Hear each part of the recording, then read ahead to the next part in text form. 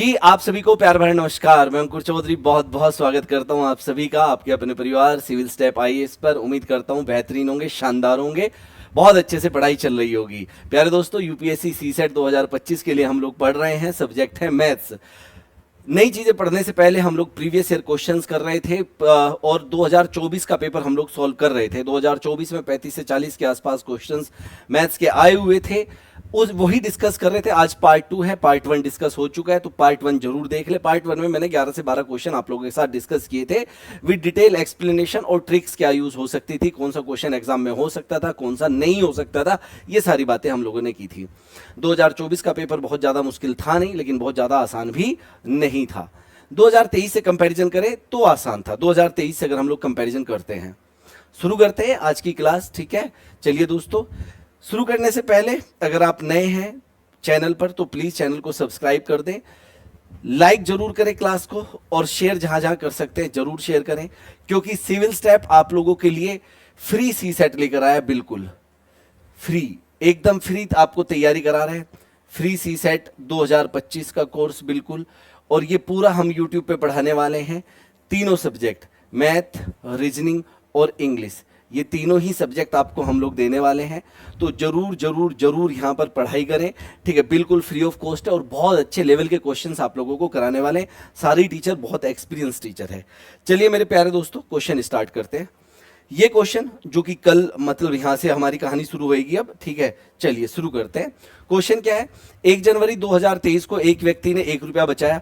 2 जनवरी 2023 को उसने पिछले दिन की तुलना में 2 रुपए अधिक बचाए। मतलब अगर वो पहले दिन 1 रुपया बचा रहा है तो अब वो 3 रुपए बचाएगा। इस तरीके की बात यहां पर हो रही है, ठीक है। उसके बाद 3 जनवरी 2023 को उसने पिछले दिन की तुलना में 2 रुपए अधिक बचाए। मतलब अगर पहले दिन वो 1 रुपया बचा रहा है तो उससे अगले दिन वो 3 बचाएगा, उससे अगले दिन वो 5 बचाएगा, उससे अगले दिन वो 7 बचाएगा। इस तरीके से 2 रुपए हर दिन वो एक्स्ट्रा बचा रहा है। तो चलिए अब आगे क्या कह रहा है दोस्तों, आगे है किस तारीख के अंत में उसकी कुल बचत एक पूर्ण वर्ग के साथ साथ एक पूर्ण घन भी होगी। एक ऐसा नंबर हमें सोचना है जो कि पूर्ण वर्ग है और साथ साथ में पूर्ण घन भी है। मतलब आप समझिए, जो एक परफेक्ट स्क्वायर तो है ही है, साथ साथ में परफेक्ट क्यूब भी है। 64, आपको ये पता होना चाहिए, 64 एक ऐसा नंबर है जो 8 का तो स्क्वायर है लेकिन 4 का क्यूब है। बात समझ में आती है? तो 64 एक ऐसा नंबर है जो परफेक्ट स्क्वायर भी है और परफेक्ट क्यूब भी है तो बहुत सारे नंबर, ऐसी बात नहीं है, लेकिन ये एक ऐसा है जो अलग अलग नंबर का परफेक्ट स्क्वायर और परफेक्ट क्यूब है, अलग अलग नंबर का, ठीक है। और इसी की यहां पर बात हो रही है। तो जैसे देखो, 1 जनवरी को उसने 1 रुपया बचाया, 2 जनवरी को वो 3 रुपये बचाएगा, फिर वो 5 बचाएगा, फिर वो 7 बचाएगा, फिर वो 9 बचाएगा, फिर वो 11 बचाएगा, फिर वो 13 बचाएगा, और इस तरीके से आगे वो 15 बचाएगा, और इस तरीके से 17, इस तरीके से वो बचाता रहेगा। तो 64 रुपए कब तक हो जाएंगे ये देख लेते हैं। 1 और 3 4, 4 और 5 9, 9 9 18 और 7 25, 25 और 11 कितना हो जाएगा? 36, 36 और 28 64, 36 और 24 60। मैंने गलत तो नहीं जोड़ दिया? दोबारा जोड़ लेंगे। 4 और 5 9, 9 18, 18 और 7 25, 11 36, 36 और 13 कितना हो गया? 49 और 15 64। जी हाँ, यहां तक बन रहा है 64, है ना।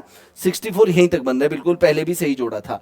तो पहला दिन, दूसरा दिन, तीसरा, चौथा, पांचवा, छठा, सातवां, आठवां, मतलब 1 जनवरी से ले 8वीं जनवरी, 8 जनवरी को वो पूरे 64 रुपए बचा लेगा। तो 8 जनवरी इसका बिल्कुल सही आंसर है। बहुत आसान सा क्वेश्चन था, बिल्कुल भी मुश्किल क्वेश्चन नहीं था। पेपर में बैठ के इजीली आप इसे सॉल्व कर सकते थे। मैं उम्मीद करता हूं कि ये क्वेश्चन आपको क्लियर हो गया होगा। इजी क्वेश्चन है। आगे बढ़ते हैं। देखो, ये क्वेश्चन ऐसा था जो डायरेक्ट फॉर्मूला बेस्ड क्वेश्चन आपसे पूछा गया था। डायरेक्ट फॉर्मूला बेस्ड क्वेश्चन आपसे पूछा गया था। अगर आपको इसका फॉर्मूला पता होगा तो आप इस क्वेश्चन को चुटकियों में कर देंगे, और नहीं पता होगा तो ये क्वेश्चन आपके लिए खतरनाक होने वाला है। चलो देख लेते क्या क्वेश्चन है। रीजनिंग में भी ये पूछा जाता है, और ऐसा कोई एग्जाम नहीं है, एसएससी, सीजीएल, रेलवे, कोई भी एग्जाम हो, रीजनिंग में इस तरह का क्वेश्चन आपसे जरूर पूछा जाता है। जब घड़ी 4:25 दिखाती है तो मिनट की सुई और घंटे की सुई के बीच का कोण, मिनट की सुई और घंटे की सुई के बीच का कोण समझना है। यहां पर इसका डायरेक्ट एक फॉर्मूला होता है, डायरेक्ट इसका फॉर्मूला होता है 30h minus 11m/2, 30h minus 11m/2, ये आपको पता होना चाहिए। दरअसल ये क्या होता है मेरे प्यारे दोस्तों, इसका मोड भी होता है, H4R होता है, M4 मिनट होता है। मोड का मतलब होता है चाहे निगेटिव वैल्यू भी आएगी तो भी हम पॉजिटिव ही लेंगे, ठीक है। अब हमारे पास R कितने 4, तो भाई यहां कितना हो जाएगा 30 गुना 4, बात समझ में आ रही है कि नहीं आ रही है। माइनस मिनट कितनी हमारे पास 25, तो ये आ जाएगा 11 इंटू 25/2। अभी आप लोग समझना धीरे धीरे सारा का सारा खेल। ये कितना हो जाएगा, अगर मैं यहां पर देख रहा हूं तो आप लोग ध्यान से देखो, मोड तो यहां पर लगाना ही लगाना है। 120 हो जाएगा, 120 अगर 2 से गुना करेंगे तो कितना हो जाएगा 240, माइनस इनकी मल्टीप्लाई करेंगे तो कितना हो जाएगा 275, अपॉन कितना हो जाएगा 2। मेरे भाई अगर मैं यहां पर देखूंगा तो माइनस का 35 बच रहा है, लेकिन हम प्लस लेंगे, ये मोड का मतलब है कि माइनस को भी प्लस कर देगा। तो 35/2 और 35/2 कितना होता है 17.5। तो इनके बीच में जो आंसर होगा वो कितना होगा, ठीक है, इनके बीच में जो एंगल होगा वो 17.5 डिग्री होगा। क्लियर हुआ? बताओ भाई मेरे को, इसमें कोई डाउट है तो बताओ। मुझे नहीं लगता इसमें कोई भी डाउट होगा। सिंपल सा formula 30h minus 11m/2, H4R, M4 minute, R और मिनट के बीच का एंगल कभी भी निकालना है। ये फॉर्मूला आपको डायरेक्ट चुटकियों में आंसर दे देगा। सॉल्व करना, अगर निगेटिव भी है तो उसे पॉजिटिव लेकर चलेंगे मेरे भाई, ठीक है। चलिए आगे बढ़ते हैं। भाई आवाज वगैरह सब ओके है ना? एक बार चेक कर लेता हूं, हाँ आवाज वगैरह सब ओके है। परसेंटेज का बहुत ही इजी क्वेश्चन जो कि होना चाहिए। परसेंटेज का इससे ज्यादा आसान क्वेश्चन आपसे नहीं पूछेगा। पी का वेतन क्यू के वेतन से 20% कम है।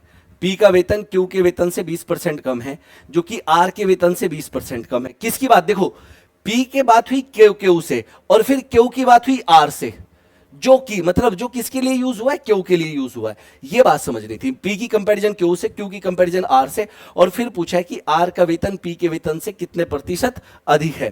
तो मतलब जब 3 है तो हम सिंपल कोई ज्यादा रेशो वेशो नहीं बना रहे यहां पर, डायरेक्ट हम सीधा पी क्यू आर लेके चलते हैं, इससे कोई प्रॉब्लम नहीं है। लास्ट में आर आया तो आर को हम लोग 100 मान लेते, कोई दिक्कत नहीं है। क्यू जो है, क्यू 20%, पी क्यू से 20% कम है और क्यू आर से 20% कम है, मतलब इससे 20% कम है तो कितना है 80, और पी इससे भी 20% कम है। 80 का 20% 16 होता है, तो ये होगा 64। ऐसा नहीं करना कि इसमें से 20 माइनस करके इसे 60 कर दो, नहीं, इसका 60% है ना। देखो बहुत सिंपल सी बात है, 80 का 60%, ठीक है, 80 का 60%, 80 का सॉरी 20% कम है, 80 का 20% कितना हो जाएगा 16, तो 16 कम है तो कितना हो जाएगा 64, कितना हो जाएगा 64। बात समझ में आती है नहीं आती है? बहुत सिंपल सा गेम है, कोई भी ज्यादा मुश्किल गेम यहां पर नहीं है, ठीक है। आगे बढ़े, अब ये तीनों चीजें आ गई हमारे पास। अब हमसे पूछा है आर का वेतन पी के वेतन से कितने प्रतिशत अधिक है। आर का वेतन किसके वेतन से, पी के वेतन से कितना प्रतिशत अधिक है। मतलब इसकी तो बात ही नहीं हो रही, सीधी सीधी हमारी बात हुई है पी और आर की, ठीक है। या तो आप रेशियो लिखना चाहो तो रेशियो लिख लो, 64 और 100 है। अगर मैं इसे कट कर देता हूं किससे, 4 से, तो 16 और 25 आ जाएगा। अब आप देखिए आर का वेतन इससे कितना अधिक है, 9 अधिक है, किससे 16 से, इंटू 100। बोलिए भाई क्लियर होती है बात? हालांकि अगर सॉल्व करना चाहते हो तो सॉल्व करो, नहीं करना चाहते हो तो एक बात आपको पता होनी चाहिए कि 1/16 जो होता है वो 6.25% होता है। मेरे को चाहिए 9/16, तो दोनों तरफ आप क्या करो 9 से मल्टीप्लाई करो, 9 6 54, जो भी आंसर होगा वो 54 से थोड़ा ही ज्यादा होगा, मतलब ये सब तो आंसर नहीं होने वाले हैं, यही आंसर होगा। अब अगर मैं इसे सॉल्व कर रहा हूं, ठीक है, ये कितना हो जाएगा भाई, मतलब अगर मैं इसकी इससे मल्टीप्लाई करूंगा, ठीक है, पीछे से लो पूरी मल्टीप्लाई करके देख लो, कोई दिक्कत नहीं है, 56.25 ही आएगा।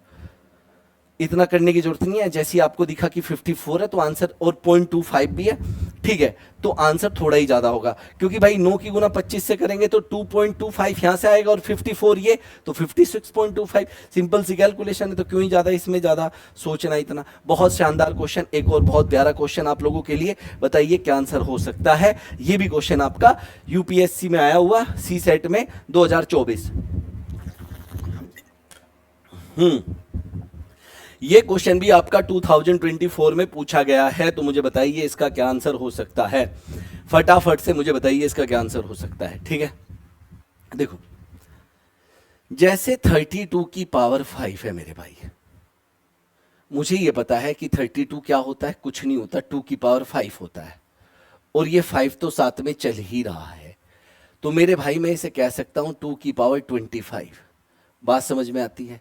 मतलब 32 की पावर 5 को मैं 2 की पावर 25 लिख सकता हूं, इसमें कोई दो राय नहीं है। अब इसे मैंने लिख लिया 2 की पावर 25, और मेरे भाई ये हो गया प्लस 2 की पावर 27। अभी मुझे नहीं पता कि किससे डिविजिबल है, अभी कुछ नहीं पता चल रहा।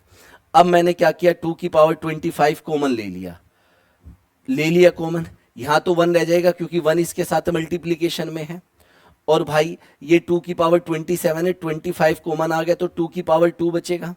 बोलो हाँ या ना, क्लियर हुआ?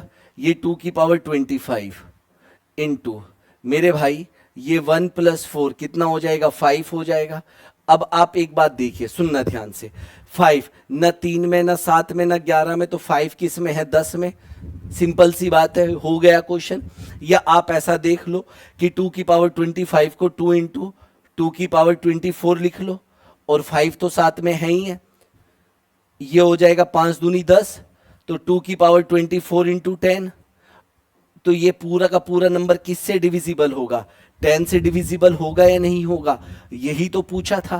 अब बताओ, ये तो मुश्किल नहीं है, अगर डिविजिबिलिटी रूल पढ़ा होगा तो ये तो सीधा सीधा क्वेश्चन हो जाएगा कि नहीं हो जाएगा। इस तरह के बहुत सारे क्वेश्चन करते हैं, और बहुत सारे क्वेश्चन अगर मैं बात करूं एसएससी की, तो इस तरीके से क्वेश्चन पूछे गए हैं कि 4 की पावर 61, 4 की पावर 62 प्लस 4 की पावर 63, बहुत इजी से एग्जाम में पूछे गए, ये किससे डिविजिबल होगा। तो एक तरीके से यही क्वेश्चन था, सिर्फ 32 को चेंज करना था। तो इस तरह के क्वेश्चन भी आ चुके हैं, यहां पर भी हम 4 की पावर 61 कॉमन लेते हैं और फिर चीजों को आगे बढ़ाते हैं। मैं उम्मीद करता हूं यहां तक आपको कोई प्रॉब्लम नहीं होगी, कोई दिक्कत नहीं होगी, सारी चीजें क्लियर है आपको। अगला क्वेश्चन चलते हैं। ये अच्छा क्वेश्चन था, लैंग्वेज प्रॉब्लम थी, ठीक है, जो ध्यान से इसकी लैंग्वेज को समझ लेगा वो कर ले जाएगा क्वेश्चन को, नहीं तो भैया फिर थोड़ी हालत यहां पर खराब होनी ही होनी है। क्वेश्चन क्या है, ध्यान से देखते हैं। एक पिता ने अपने बेटे से कहा कि n वर्षों पहले मैं उतना ही उम्र का था, n वर्षों पहले, n ईयर्स पहले, जितना अब तुम हो, जितना तुम अब हो, मैं n साल पहले उतना था। ठीक है, ये लाइन ध्यान से सुननी थी। मेरी वर्तमान आयु n वर्ष पहले की आपकी आयु से 4 गुना है, जितनी तुम्हारी n ईयर पहले होगी, n की वैल्यू निकालनी पड़ेगी। मेरी आज की आयु उससे 4 गुनी है। यदि पिता और पुत्र की आयु का योग 130 है तो उनकी आयु का अंतर क्या होगा। बहुत ही लाजवाब क्वेश्चन है, बहुत ही लाजवाब क्वेश्चन है, ध्यान से सुनेंगे सारी की सारी चीजें। उनकी आयु का अंतर पूछा है, फादर प्लस सन, ये तो दिया हुआ है 130। अब या तो 2-3 तरीके हैं, या तो आप इक्वेशन बना लो, ठीक है, पढ़ते रहो क्वेश्चन को, और जो जो कह रहा है वो सॉल्व करते चले जाओ, इक्वेशन बनाते चले जाओ, या आप लोग क्या करो, ऑप्शन उठा लो। ऑप्शन के थ्रू बहुत इजी रहता है। मान लो मैंने बहुत आसान सा ऑप्शन उठा लिया, मान लीजिए 30 ही उठा लिया कि 30 को देखते हैं, इनका अंतर 30 है, इनका अंतर 30 है, ठीक है मेरे भाई। दो संख्याओं का योग 130 और उनका अंतर 30, तो बड़ी संख्या क्या हो जाएगी यहां पर, इन दोनों का सम डिवाइड बाई 2, इन दोनों का सम डिवाइड बाई 2 80, और सन कितने का हो जाएगा, इन दोनों का डिफरेंस डिवाइड बाई 2 कितना हो जाएगा 50। भाई बात समझ में आती है? तो हमारे पास इस ऑप्शन को लेके ये एज आ गई, इसमें तो कोई प्रॉब्लम नहीं है, कोई दिक्कत नहीं है। अब उसने ये कहा, सुनना ध्यान से, उसने ये कहा, एक पिता ने अपने बेटे से कहा n वर्ष पहले मैं उतनी ही उम्र का था जितनी उम्र के तुम हो। ये कितनी उम्र का है आज, 50 साल का है, तो ये n वर्ष पहले 50 साल का था, तो n कितना हो जाएगा यहां पर 30, क्योंकि ये 30 साल पहले ही तो 50 साल का रहा होगा कि नहीं रहा होगा, बोलो। इसने कहा मैं n वर्ष पहले उतने का था जितने के तुम आज हो, ये आज कितने का है 50 साल का, और ये कब रहा होगा 50 साल का, 30 साल पहले, तो n की वैल्यू आ गई 30, n की वैल्यू कितनी आ गई 30 इस ऑप्शन के थ्रू। और अब ये क्या कह रहा है, सुनो ध्यान से क्वेश्चन, मेरी वर्तमान आयु n वर्ष पहले की आपकी आयु से 4 गुना है, इसकी जो n वर्ष पहले आयु रही होगी वो कितनी रही होगी 20, इस आदमी की एज अभी कितनी है 80, तो क्या ये इसका 4 गुना है या नहीं है। भाई 20 का 4 गुना 80 होता है या नहीं होता है, मतलब जो हमने पहला ऑप्शन उठाया था उसने सारी कंडीशन फुलफिल कर दी है, मतलब हमने ऑप्शन के थ्रू क्वेश्चन को सेटिस्फाई करा दिया। अगर पेपर में क्वेश्चन आता तो वैसे कई लोग इसे स्किप करके आए होंगे कि पता नहीं क्या बकवास कर रहा है, हालांकि हम ऑप्शन के थ्रू जाते तो आसान था, लेकिन जब पेपर में बैठते हैं तब उस लेवल पे तेजी से दिमाग काम नहीं कर रहा होता, तो इसलिए स्किप करके आगे बढ़ जाओ। बहुत सारे क्वेश्चन आपका इंतजार कर रहे होते हैं, अच्छे अच्छे क्वेश्चन चाहते हैं, कहते हैं कि आप आओ और हमें सॉल्व करो, अच्छे अच्छे क्वेश्चन कहते हैं कि आप आओ और हमें सॉल्व कर दो। ठीक है, चलो भाई, क्या हो जाएगा? यदि 2 अंकों की संख्या ए बी और सी डी का योग 3 अंकों की संख्या 1 सी ई है, जहां अक्षर A B C D E अलग अलग अंकों को दर्शाते हैं, तो ए का मान क्या होगा? ओके, ये बढ़िया क्वेश्चन था, लेकिन आप इस पे थोड़ा सा सोच सकते थे। ए बी और अगर मैं सी डी को ऐड करूं, इन्हें जोड़ता हूं, तो जो आंसर आ रहा है वो 1 सी ई आ रहा है। तो ए की वैल्यू बताओ क्या होगी? अब एक बात सुनो, मेरी बात सुनो, सुनो सुनो सुनो सुनो। अगर यहां पर देखो ध्यान से, अगर यहां पर 2 अंकों को जोड़ा, 2 अंकों को जोड़ा और इनका जोड़ कितने का आ रहा है? 3 अंकों का आ रहा है। इसका मतलब यहां से एक कैरी आगे गया होगा, इसमें तो कोई डाउट नहीं है, मतलब यहां से एक कैरी आगे गया होगा। दूसरी बात, अगर इन दोनों को जोड़ा ई आया तो एक कैरी यहां पर गया होगा, जो एक बचा होगा। दूसरी बात, अगर यहां सी है तो यहां पर भी सी आ रहा है। मेरी बात समझ रहे हो या नहीं समझ रहे हो? अब मतलब यहां सी है तो यहां भी सी आने का मतलब ये हुआ कि मान लो अगर यहां 4 था तो यहां पर भी 4 ही आया होगा। मान लो अगर यहां 4 था तो यहां पर भी 4 ही आया होगा, और एक इधर से कैरी आया होगा। मान लो एक इधर से यहां से कैरी आया होगा। बात समझ में आ रही है? तो अब अगर यहां 4 कब आएगा, सुनना ध्यान से, यहां 4 की बजाय 14 रहा होगा कि नहीं रहा होगा? बात समझ, वहीं से तो 4 लिया होगा, एक आगे चला गया होगा। बात समझ में आ रही कि नहीं आ रही है? तो यहां पर अगर 1 है और यहां 4 है तो यहां कितना रहा होगा? 9 रहा होगा, तभी तो वो 14 बनेगा कि नहीं बनेगा? आप मेरी बात समझो इस चीज को। मैं थोड़ा सा और बड़ा बड़ा लिख लेता हूं, इसे कोई दिक्कत नहीं है। अगर आप इस क्वेश्चन को समझ गए, बहुत लोगों ने कांट बी डिटरमाइंड लगाया होगा, लेकिन कांट बी डिटरमाइंड नहीं है इसका आंसर। ये सी और डी अगर इन्हें जोड़ा जाए तो आंसर हमारा 1 सी और ई आता है। अब मेरी बात सुनो ध्यान से, यहां पर बहुत ध्यान से सुनना है। मैं कह रहा हूं इन दोनों को जोड़ा, 10 से ऊपर की वैल्यू आई, एक यहां पर चला गया, चला गया या नहीं चला गया? ठीक है, ए की वैल्यू पूछी उसने। अब बात क्या आ रही है कि जो यहां है वही यहां है, ये बात फिक्स हो गई है। मान लो अगर ये 5 है तो ये भी 5 रहा होगा। अच्छा, ये अकेला 5 तो नहीं आया होगा, क्योंकि अगर 1 और 5 भी जोड़े तो भी 6 आ रहा है कि नहीं आ रहा है? तो ये 5 नहीं, क्या रहा होगा? 15, उसमें से 5 यहाँ आया होगा। और 15 कब आएगा? जब यहां 9 होगा। अगर यहां 6 आया था तो ये भी 6 रहा होगा, और एक ये रहा होगा, मतलब ये 6 नहीं रहा होगा, ये कितना आएगा? 16। और 16 कब बनेगा? 6 और 1 7 और 9 16। तो मतलब ए की वैल्यू हर कंडीशन में 9 ही रहेगी। आंसर ए ऑप्शन है, कांट बी डिटरमाइंड इसका आंसर नहीं होगा। सी एंड डी बहुत लोग लगा के आए होंगे, लेकिन सी एंड डी इसका आंसर नहीं है। इसका आंसर आप लोग समझ गए होंगे कि इसका आंसर नो है। आगे बढ़ते हैं, नेक्स्ट क्वेश्चन की बात करेंगे। बहुत बढ़िया क्वेश्चन है ये, तो सीधा सीधा क्वेश्चन था, अगर आपको आएगा तो आप कर लेंगे, नहीं तो नहीं कर पाएंगे। देखो ध्यान से सुनो, कंसिडर द फॉलोइंग। 1000 लीटर बराबर 1 क्यूब मीटर। यस, ये बात सही है भाई, बिल्कुल ये बात तो फिक्स है। मतलब अगर आपके पास मान लीजिए एक क्यूब है, एक क्यूब है, ठीक है, इस तरीके से, जिसकी लंबाई 1 मीटर, चौड़ाई 1 मीटर और ऊंचाई 1 मीटर है, तो इसका जो वॉल्यूम होगा, लंबाई चौड़ाई और ऊंचाई का गुणनफल होता है multiplication, L into B into H, तो 1 m into 1 m into 1 m, यही हो जाएगा कि नहीं हो जाएगा? या हम इसे कह सकते हैं 1 मीटर क्यूब। तो अगर ये 1 मीटर क्यूब है, इसका मतलब इसके अंदर 1000 लीटर पानी रहा होगा, ये फिक्स बात होती है। तो ये तो बात क्लियर है आपको। दूसरी बात, 1 मेट्रिक टन या 1 टन, 1 टन लोहा ले आओ, घर बन रहा है 1 टन लोहा ले आओ, 1000 किलो होता है, बिल्कुल सही बात है। लेकिन 1 हेक्टेयर बराबर 1000 स्क्वायर मीटर नहीं होता। 1 हेक्टेयर बराबर 1000 मीटर स्क्वायर नहीं होता, स्क्वायर मीटर नहीं होता, 10,000 होता है। ठीक है, 10,000 होता है।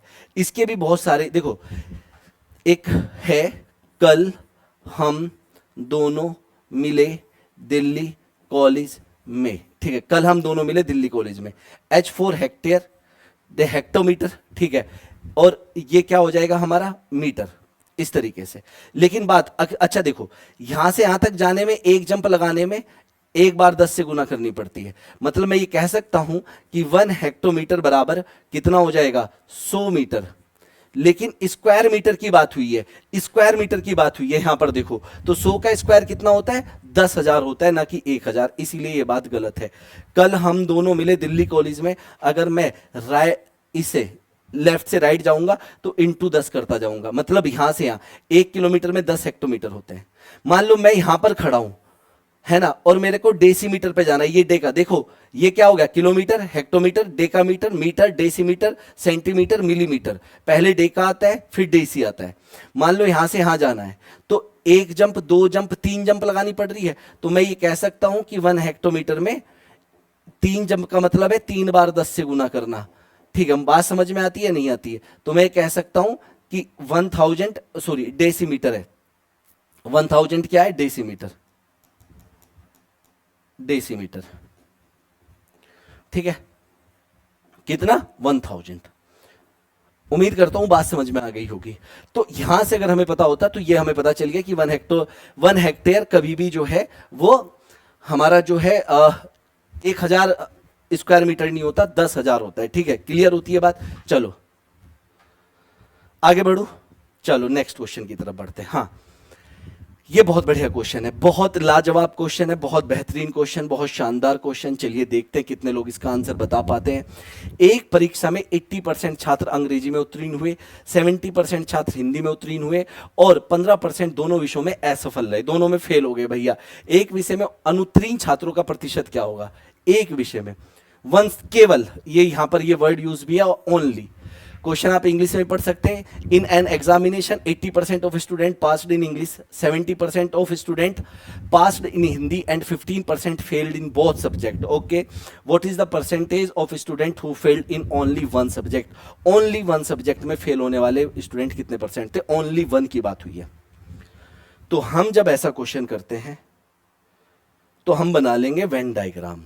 लो भैया, ये बना लिया वेन डायग्राम, कोई दिक्कत परेशानी है नहीं। ये लो भैया, वेन डायग्राम बन गया। अब बात हो रही है फेल की, तो भैया पूरी फेल की ही बात करेंगे। 15% जो है वो दोनों में फेल हो गए, ये कॉमन पार्ट होता है, 15% दोनों में फेल हो गए। मेरे भाई ये इंग्लिश है और ये हिंदी है और ये दोनों में है। अब एक बात बताओ, 80% स्टूडेंट ऐसे थे जो इंग्लिश में पास हुए। अगर 80% इंग्लिश में पास हुए तो 20% फेल हुए होंगे। अब उस 20% में से 15% तो यही है ऑलरेडी, बात समझ रहे हो या नहीं। तो प्योर इंग्लिश में फेल होने वाले कितने रहे होंगे, 5%। क्लियर होती है बात।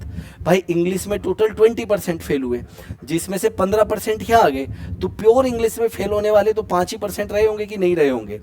अब बात आती है कि 70% हिंदी में पास हुए तो 30% हिंदी में फेल हुए होंगे। उस 30% में से 15% तो कॉमन है, तो प्योर हिंदी में फेल होने वाले कितने रहे होंगे, 15% रहे होंगे कि नहीं रहे होंगे। तो एक सब्जेक्ट में फेल होने वाले स्टूडेंट कितने हो गए, इंग्लिश में 5%, हिंदी में 15%। तो एक सब्जेक्ट में फेल होने वाले स्टूडेंट कितने हो गए, 20%। बोलिए समझ में आई बात या नहीं है। तो ये क्वेश्चन भी पेपर में बैठ के किया जा सकता था। बताइए क्लियर हुआ है नहीं हुआ, हाँ या ना। मैं उम्मीद करता हूं कि यहां तक सारी चीजें आपको क्लियर हो गई होगी। बहुत इजी क्वेश्चन थे, ऐसा नहीं कि बहुत ही ज्यादा टफ थे। ठीक है, सोचे जा सकते थे, किए जा सकते थे। थोड़ा सा कॉन्सेप्ट पता होगा, अगर आपने ये टॉपिक भी पढ़े होंगे, थोड़े थोड़े भी पढ़े होंगे, बहुत डिटेल की बात नहीं है, तो भी आप क्वेश्चंस इजीली कर ही लेंगे सारे, इसमें कोई बड़ी बात है नहीं। अब आगे बढ़ते हैं, ये भी बहुत बढ़िया क्वेश्चन था। ठीक है, प्राइम नंबर के बारे में जानकारी है तो हो जाएगा, बहुत इजी क्वेश्चन लगेगा। प्राइम नंबर के बारे में जानकारी नहीं है तो मुश्किल लगेगा। क्वेश्चन क्या है, इफ s बराबर x plus y plus z के संबंध में निम्नलिखित कथनों पर विचार करें, जहां x y z अलग अलग अभाज्य संख्याएं हैं जिनमें से प्रत्येक 10 से कम है। x y z अलग अलग अभाज्य संख्याएं हैं जिनमें प्रत्येक 10 से कम है। अच्छा, 10 से छोटी अभाज्य संख्या क्या होती है, 2, 3। प्राइम नंबर की बात हो रही है। प्राइम नंबर क्या होते हैं, जिनके सिर्फ और सिर्फ 2 ही फैक्टर होते हैं उन्हें हम लोग प्राइम नंबर कहते हैं। जिनके सिर्फ और सिर्फ 2 ही फैक्टर होते हैं उन्हें हम लोग प्राइम नंबर कहते हैं। तो कितना हो जाएगा, 2, 3, 5 और 7, 1 से लेकर 10 तक यही हमारे पास 4 प्राइम नंबर होते हैं। अब इन्हीं में से मैंने किसकी वैल्यू लेनी है, s। जो s है, s क्या है यहां पर, s है x plus y plus z. ठीक है मेरे भाई, x plus y plus z. अब सुनो मेरे भाई, पहला क्या कह रहा है स्टेटमेंट, एस का इकाई का अंक 0 हो सकता है। अब भाई एक्स वाई जेड में से आप कुछ भी ले लो इनमें से, ये तो तीनों प्राइम नंबर है, तो क्या इकाई का अंक 0 हो सकता है? अगर मैं इन्हें ऐड कर लूं, एक्स वाई जेड इन्हें ले लूं, 2 + 3 5 और 5 10, तो 10 आ गया, तो इकाई का अंक 0 हो जाएगा, यूनिट डिजिट 0 हो सकती है, बिल्कुल सही बात है। एस इकाई का अंक 9 हो सकता है क्या? इनका एस के इकाई का अंक, मतलब इन तीनों में से मतलब इनमें से कोई भी संख्या उठाओ, देखो इकाई का अंक, अगर मैं इन, सुनना ध्यान से, ये 3 उठाया, तो देखो इकाई का अंक 9 होने का मतलब है या तो इनका सम 9 आ जाए, या 19 आ जाए, या 29 आ जाए, इसमें तो कोई दो राय नहीं है। इनमें से बात बन जाएगी कि नहीं बन जाएगी? तो देखो क्या बात बनती है, क्या 9 बन पाएगा? 2 3 5, नहीं 9 नहीं है, इसे इसे जोड़े, नहीं 9 नहीं होता, इसे इसे जोड़ो, 9 9 तो बन नहीं सकता। 19 बन जाएगा, इन्हें अगर जोड़ेंगे तो 15 बनता है, किन्हीं भी 3 संख्याओं को जोड़ो, वो 15 से ऊपर बनेगा ही नहीं, मैक्सिमम इन्हीं का सम हो सकता है 15, वरना नहीं, नहीं 9 नहीं आ सकता, बिल्कुल ये बात गलत है। एस के इकाई का अंक 5 हो सकता है, इन्हें जोड़ के 5 5 बने या 15 बने, बात समझो। अब 5 तो बन नहीं सकता क्योंकि इन दोनों को जोड़ के ही 5 बनेगा, तो क्या 15 बन रहा है? इन दो तीनों को जोड़ के 15 बन जाएगा, यस, ये भी बात सही है, इकाई का अंक 5 भी हो सकता है। तो हमारे पास जो ऑप्शन है वो पहला और तीसरा ऑप्शन सही है, बाकी सब गलत है, मतलब सी ऑप्शन यहाँ पर सही है, बाकी सारे के सारे ये गलत है। बताइए यहाँ तक अगर कोई परेशानी, कोई दिक्कत वाली बात है तो आप बोलिए। क्लियर होती है बात सभी को, है ना? कोई डाउट, कोई दिक्कत तो नहीं है? चलिए बहुत बढ़िया, सारे के सारे क्वेश्चन हम लोग कर रहे हैं बहुत बढ़िया तरीके से, आगे बढ़ते हैं। अच्छा ये क्वेश्चन है, ये मैंने पहले भी एक बार डिस्कस किया है। क्या क्वेश्चन है सुनो ध्यान से, देखिए क्या हो जाएगा। आपको गुणनफल दिया हुआ है 1 की पावर, बताइए फटाफट से क्या हो जाएगा, जल्दी से बताओ फटाफट।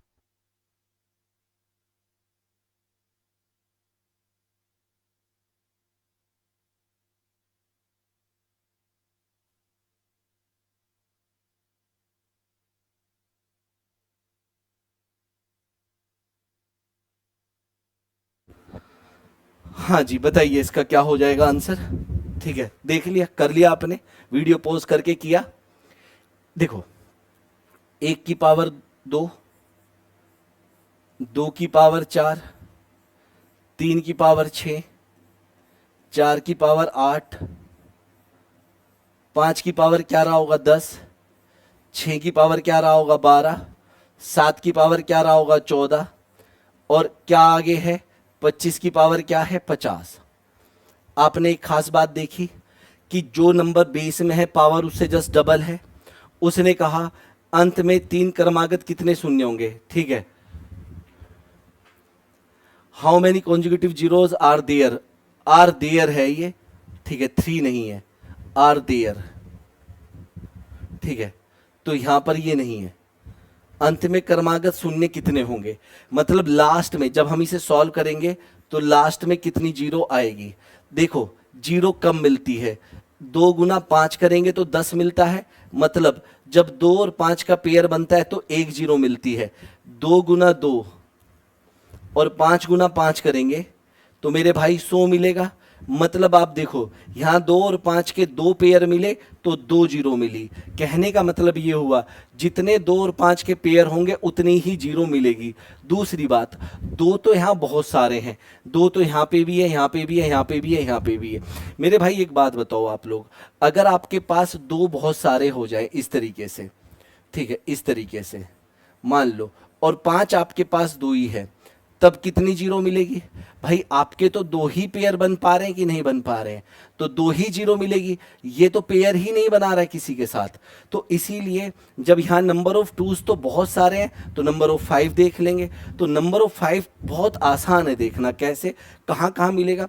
जैसे 5 में मिलेगा, 5 की पावर कितनी है 10, 15 रहा होगा, इसके बाद क्या रहा होगा 15, 15 की पावर क्या रही होगी 30, तो वहां पर 5 की पावर क्या आएगी 30। भाई देखो 15 की पावर 30 है, 15 क्या होता है 3 गुना 5, इसकी पावर 30 रही होगी, तो 3 की पावर भी 30 रही होगी और 5 की पावर भी 30 रही होगी, लेकिन मुझे तो 5 ही चाहिए। इसके बाद क्या आया होगा 20, 20 की पावर क्या रही होगी 40, तो 20 क्या होता है 4 गुना 5, अगर 20 की पावर 40 है तो वहां से भी 5 की पावर 40 लेंगे।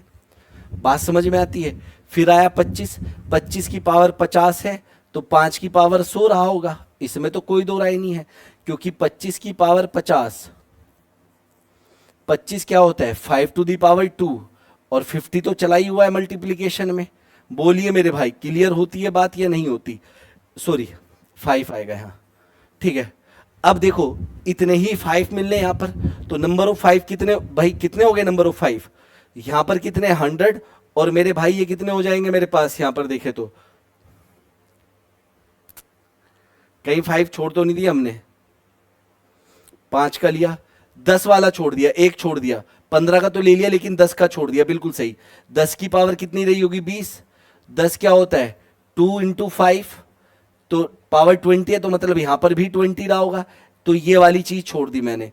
अब ले लेंगे, कोई बात नहीं है। ये कितना हो जाएगा 100 प्लस 40 प्लस 30 प्लस 10 प्लस 20, तो कितना होएगा 5 की पावर 200, मतलब मेरे पास नंबर ऑफ 5 कितने हैं 200, नंबर ऑफ 5 कितने हैं 200, तो 200 ही जीरो बनेगी, 200 ही कितनी बनेगी जीरो, क्योंकि नंबर ऑफ टूज तो बहुत सारे आ जाएंगे, नंबर ऑफ टूज तो दुनिया भर के होते हैं, नंबर ऑफ टूज तो 2 में भी रहता है, 4 में भी रहता है, 6 में भी रहता है, 8 में भी रहता है, 10 में भी रहता है। 5 कम होते हैं, क्योंकि 5 में मिलेगा, 10 में, 15 में, 20 में, 25 में, 30 में, 35 में। ये बात क्लियर होती है नहीं होती है? तो ये क्वेश्चन है बहुत ईजी, इसमें कंफ्यूज होने की जरूरत बिल्कुल नहीं है। हम लोग अगले क्वेश्चन को देखते फोड़ेंगे, अगले क्वेश्चन को तोड़ेंगे, ठीक है। चलिए मेरे भाई, क्या क्वेश्चन है देखो ध्यान से सुनो। ये तो आसान क्वेश्चन था, ये आप इजीली कर सकते थे। एक व्यक्ति 3 वस्तुएं पी क्यू आर 3,330 रुपए में खरीदता है। यदि पी की कीमत आर से 25% अधिक है और आर की कीमत क्यू से 20% अधिक है, तो पी की कीमत बताओ। देखो जब इतनी आसान परसेंटेज दे देता है ना, ठीक है, पी आर क्यू इस तरीके से, तो आपने कुछ नहीं करना, सिंपल 100 मान के भी कर सकते हो। क्या कह रहा है, पी की कीमत आर से 25% अधिक है और आर की कीमत क्यू से 20% अधिक है, तो मैं क्यू को 100 मान लेता हूं। तो आर की कीमत इससे 20% अधिक है, तो 100 का 20% तो 20 ही होता है, और पी की कीमत इससे 25% अधिक है, तो ये 150 हो जाएगा। भाई 120 का 25%, 120 का 25% होता है 1/4, तो कितना हो जाएगा 30। तो 25% अधिक होने का मतलब है कि 30 अधिक हो गया। तो अगर मैं यहां पर रेशियो की बात करता हूं, तो अगर मैं इसे काट देता हूं, आप देखो ये कट हो गया, तो कितना बन जाएगा 15:12:10। रेशियो में कितना आ जाएगा 37 आ जाएगा कि नहीं आ जाएगा? रेशियो में टोटल 37 हो गया। और रुपीज में कितना है? रुपीज में है ये वाली चीज। ये बात समझ में आती है? हालांकि मुझे ये पता है, ध्यान से देखो, इसे थोड़ा सा और अगर मैं देखूं, इसे मैं लिख सकता हूं 11 इंटू 111 इंटू 3 इंटू 10, ये लिख सकता हूं। अगर 37 पार्ट की वैल्यू ये है, तो 1 पार्ट की वैल्यू ये 3 टाइम कट जाएगा, 3 इंटू 3 9 और 10 90, मतलब 1 पार्ट की वैल्यू 90 आ गई। 1 पार्ट की वैल्यू यहां से कितनी आ गई 90 आ गई, थोड़ा कैलकुलेशन करने के लिए। तो इसने क्या पूछा है, तो पी की कीमत बताओ, तो इसे भी हम लोग क्या करेंगे 90 से मल्टीप्लाई कर देंगे। अगर 90 से मल्टीप्लाई करेंगे तो 1350, 1350 बिल्कुल सही आंसर है, ठीक है। अगर इसकी पूछता तो इसे भी 90 से मल्टीप्लाई करते, इसे भी 90 से मल्टीप्लाई कर देते, बस इतनी सी बात थी और कुछ भी नहीं था। भाई होमवर्क का भी आंसर आप जरूर दिया करें, जो क्वेश्चन मैं आपको होमवर्क में देता हूं उसका आंसर मुझे मिलना चाहिए। ये छोटी छोटी क्लास इसलिए मैं आप लोगों को दे रहा हूं जिससे कि आप लोगों का इंटरेस्ट भी जगे और आप इसे देखते भी रहे, पढ़ते भी रहे। ये क्वेश्चन नहीं दूंगा आज के लिए होमवर्क का मैं, ये तो बहुत ही आसान क्वेश्चन है, ठीक है। हाँ, ये आपका आज का होमवर्क का क्वेश्चन है, ठीक है। इतनी ही ज्यादा लंबी क्लास नहीं रखेंगे, मैं चाहता हूं कि जिससे आपका इंटरेस्ट भी बना रहे और आप क्लास को देख भी ले, ठीक है। बहुत लंबी क्लास आप लोग नहीं देखते, ये मैं जानता हूं। ये होमवर्क है, आप अपने प्यारे प्यारे कमेंट्स करके मुझे बताइए कि क्या आपको ये सारी की सारी गेम समझ में आ रही है नहीं आ रही है। जितना मैं आपको बता रहा हूं, प्लीज जितने भी स्टूडेंट बाद में क्लास को देखें, लाइक और शेयर जरूर कर दे। सब कुछ आपको मैं फ्री में पढ़ा रहा हूं, तो इतना तो आप लोग कर ही सकते हैं, लाइक शेयर और सब्सक्राइब, बस इतना ही आपसे चाहिए और कुछ नहीं, ठीक है। थैंक यू सो मच, धन्यवाद। आज के लिए इतना ही, आप सभी अपना ढेर सारा ख्याल रखिए। Thank you, bye bye. आज इतना ही, ठीक है। लाइक और शेयर जरूर कर दे। Thank you.